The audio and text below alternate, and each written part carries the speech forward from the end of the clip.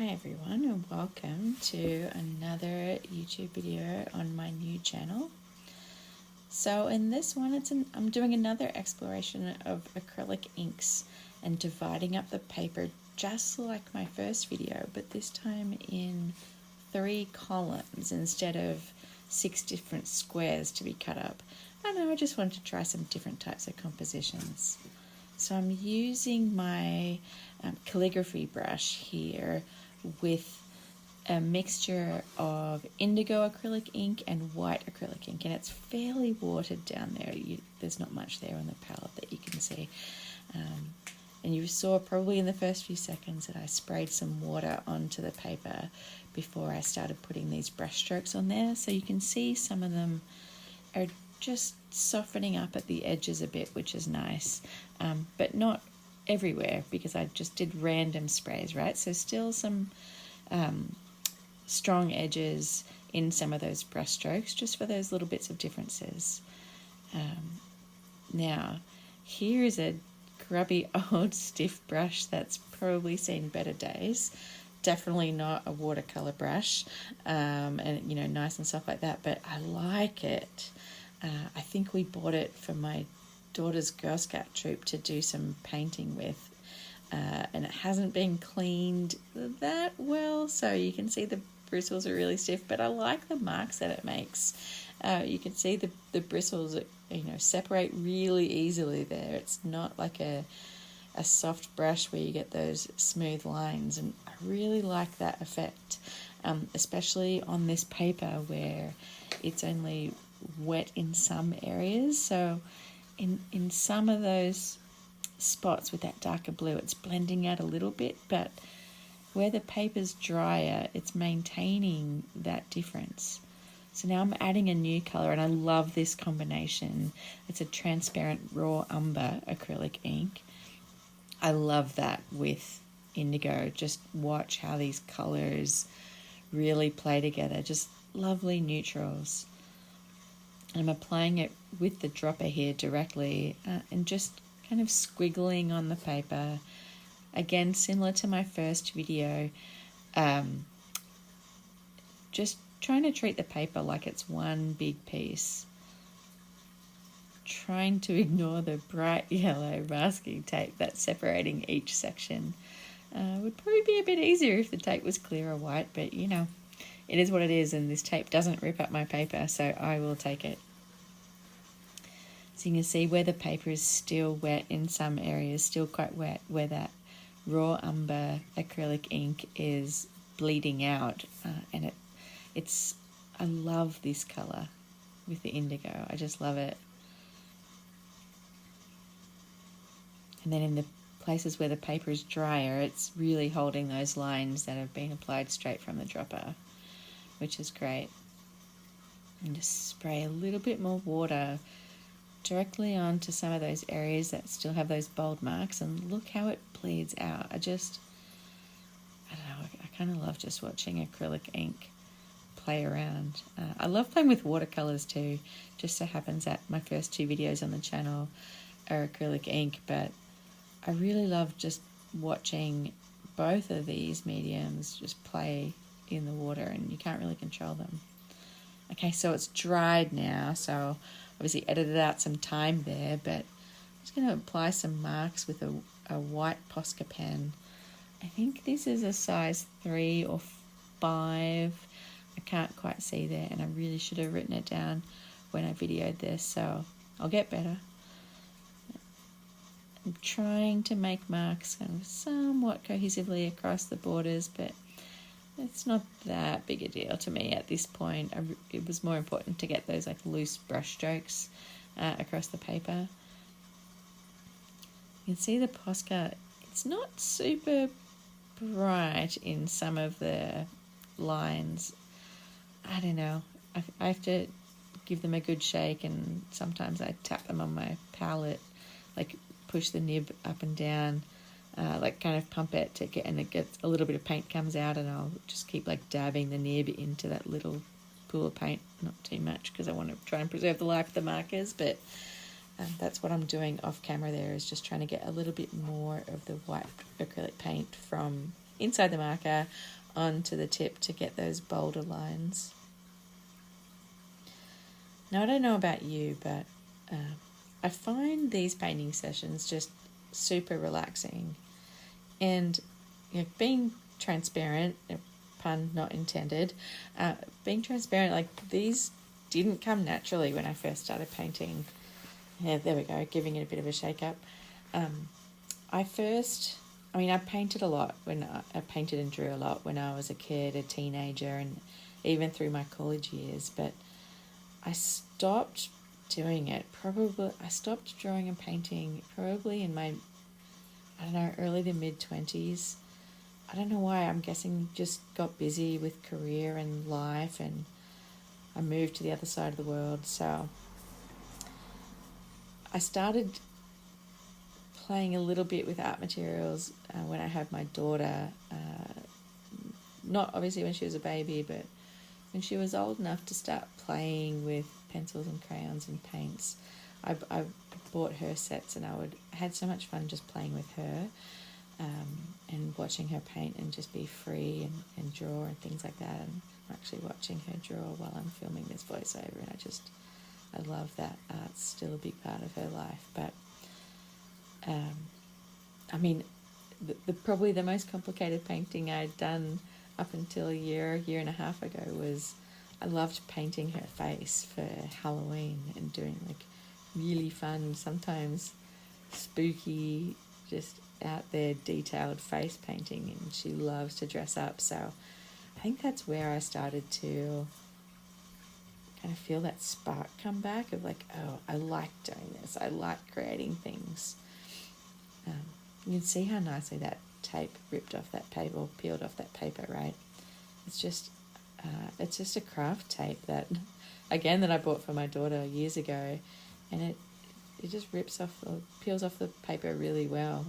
Across all kinds of watercolor paper, I rarely get any of the paper lifted. I'm just separating that sheet that I've painted on off the block of, this is Bauhong, a cold press watercolor paper that I've used for this. So yeah, I have a day job. It's nothing to do with making art, and I've worked in STEM for close to 25 years now, and I found just in the last 12 to 18 months starting to make art for me, also with my daughter, but just for me as well for the first time, has been really, I find it relaxing. I find it a great challenge. I love solving the problems in my art and trying to figure out what I like and what I don't like about it, and why I might be getting frustrated if something's not really working out the way I want it to. It's been a really good exercise for me to start getting to know myself more and learn something, be kind of really uncomfortable about it or uncomfortable with it, and push through that. It's been really fun.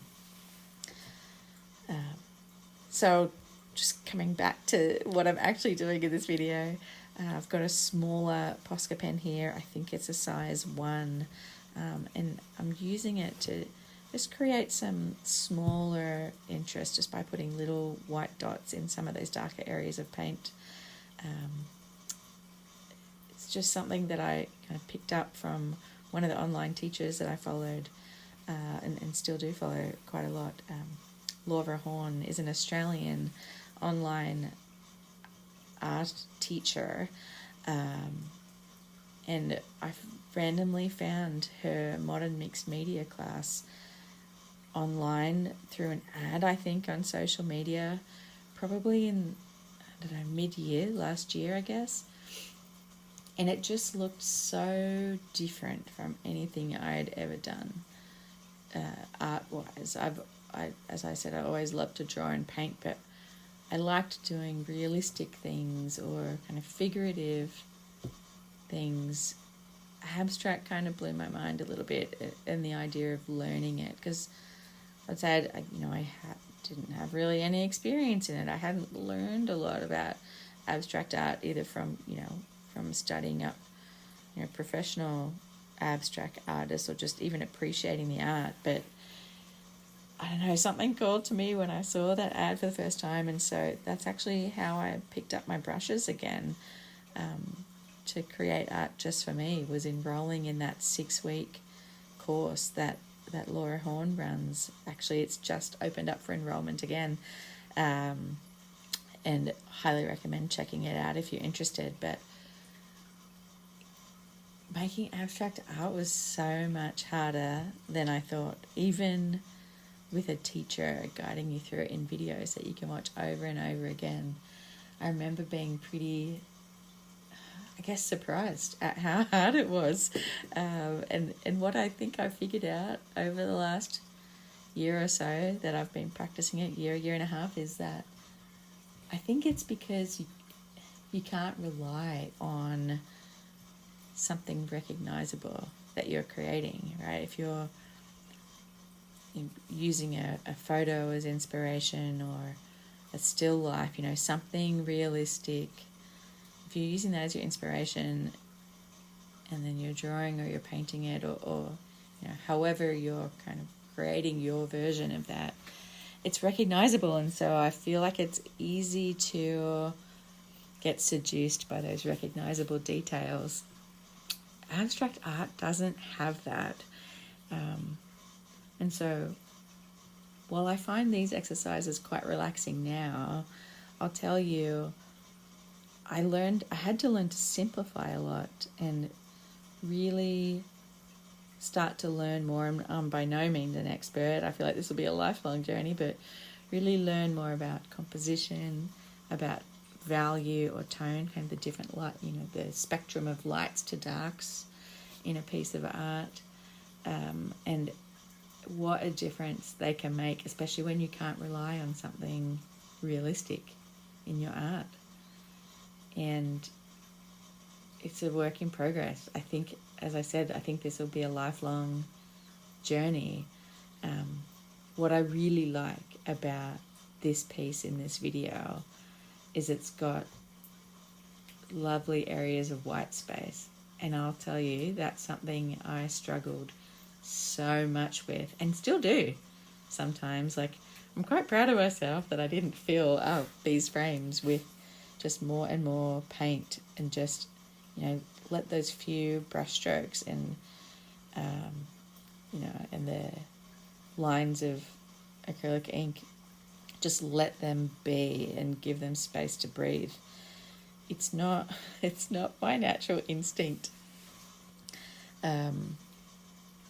But it feels so relaxing to me just seeing that balance and of the lights and darks in the picture, and having just those lovely bits of white space threaded through each of the frames that you're seeing here. It's something that I continue to practice, and I'll make a video upcoming and show you through some of my early pieces if you'd like that, and show you the ones where I was just started practicing on my own after I finished that first 6-week course that kind of set me on a journey. Fun fact, I did that 6-week course twice. You have lifetime access to Laura Horn's classes when you purchase them, and so I didn't finish it the first time. Like, I found it a little bit, I don't know, stressful, probably just from putting expectations on myself that it had to be good, which feels crazy in hindsight. Like, why would I ever imagine I'm going to be good at something that I haven't done before? I know my way around a paintbrush and a pencil and pens and how to make nice pictures with those when I want to have recognizable pictures, but I have no idea how to make abstract art. But I just found it so frustrating that I couldn't figure it out. And so what I used to do is look at my pictures that I was making, and where did I stop liking them, even if I was initially excited at the start, or why didn't I like them the whole time and couldn't seem to rescue them? And then I looked at pictures that other artists were making, either on the course or artists that I saw online, and tried to understand, okay, what do I like about theirs that I don't see in mine? And I'll tell you, quite often it was that white space. And the funny thing I'm learning about making art is how the things I see in my art that either work well or don't work well often apply to my life too. People who know me well probably would agree that I'm not great at creating white space for myself. Like, I'm pretty good at keeping myself busy, or even if I don't look busy physically, like my brain is so busy. And so what I realized when I had this epiphany about white space, which was probably, 6 months after I started trying to practice and learn how to make abstract art and how to paint with watercolors and acrylic inks that I'd not really ever done before. When I had this epiphany about white space, I was like, maybe that's something that is also applicable in my life. Maybe that would also be good for me day to day, not just in the pictures I'm making, but really trying to create that white space for myself. Again, probably a lifelong journey, but I think it's part of the value I see in making art is I draw so many life parallels to my observations that I make in the art that I practice. So, back on topic, here's the finished product. These 3 frames. I'll say they're not it's not groundbreaking art, but I just find it relaxing to do, relaxing to look at. So I hope you enjoyed this demo, and stay tuned for more. I don't know how this channel is going to look, how it'll take shape, but I'm just here figuring it out and doing one video at a time. So I hope you liked it. Maybe my reflections gave you some food for thought.